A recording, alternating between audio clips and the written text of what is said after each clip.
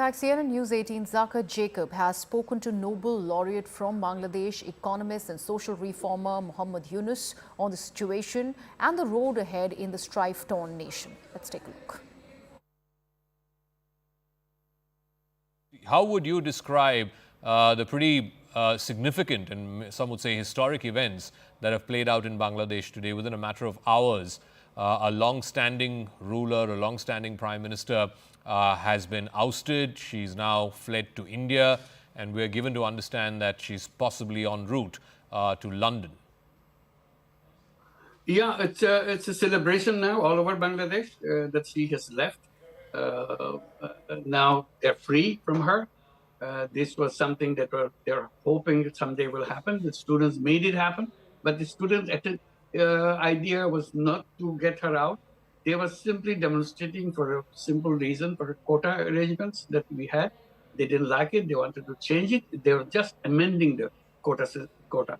That little demonstration became uglier and uglier because government wanted to shoot at them. They did shoot them, they killed them, continued with them. And then they brought paramilitary. Still, students become larger and larger in number. And then they brought the army. It becomes still larger, and killing continued to grow. Yesterday, there were 97 young people were killed yesterday alone. So you can see that what simple thing made a very complicated thing. And now she had to leave the country because of the things that she have done over years. And this is the failure of democracy. She didn't want democracy to be in Bangladesh.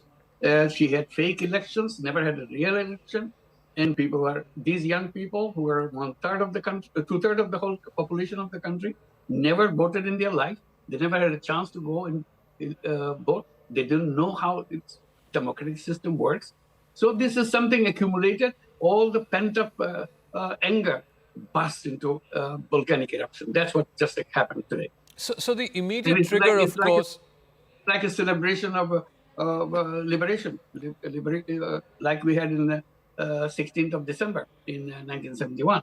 The similar situation is going on all over the country. This is a new liberation that they feel they have. So the immediate trigger, of course, was, like you said, was about this quota system, which, of course, the Supreme Court of Bangladesh, whittled it down. They reduced it down to just about 5%, I believe. You think the manner in which the Hasina government responded to these students, the shooting, the firing, the almost repression of these protests, that is what led to her ouster from power, not so much the quota itself? Because after the Supreme Court's decision, I believe the protests had subsided for a bit. It started again because of the utterances made and the killing continued. Students came back again with their parents joined them, neighbors joined them. It became an ocean of people gradually all over the country. It's not just located in. This is not a Dhaka demonstration. This is a countrywide demonstration. Every single person is participating in that because they want to get rid of Hasina. What do you think happens next? The army has said that they are going to put in place an interim government. Do you see elections in the near future? What may those throw up? Will the main opposition party, the BNP, come back to power? How do you see this playing out politically? One of the things I've been emphasizing right from the beginning, the cure for all this political trouble is to have a fair election, because people have to express themselves in a political way, what they want that they never had in their young people's life. So this will be an occasion, have an election, have a caretaker government, and caretaker government will be responsible for election. And caretaker government was introduced with the insistence of Awami League, and Awami League made it part of the constitution. As soon as Hasina came to power, she scrapped it completely. So that thing gone. I said that was the cure for Bangladesh, have a caretaker government so that they can have a fair and transparent election. So the election is in the control of Hasina. So Hasina made it her own game to re-elect herself without any vote. So this is the core problem of Bangladesh. And the rest of it is just an outcome of what happened, corruptions and everything else, and killing people, disappearing people, and all the thing that you hear in the newspapers or read in the newspaper.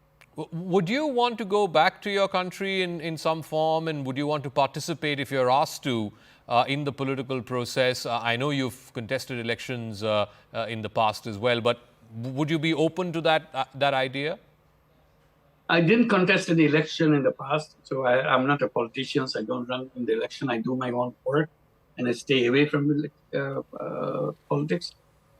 In 2007, when another army takeover took place at that time, they invited me to become the head of the government. Yeah. I apologized to them.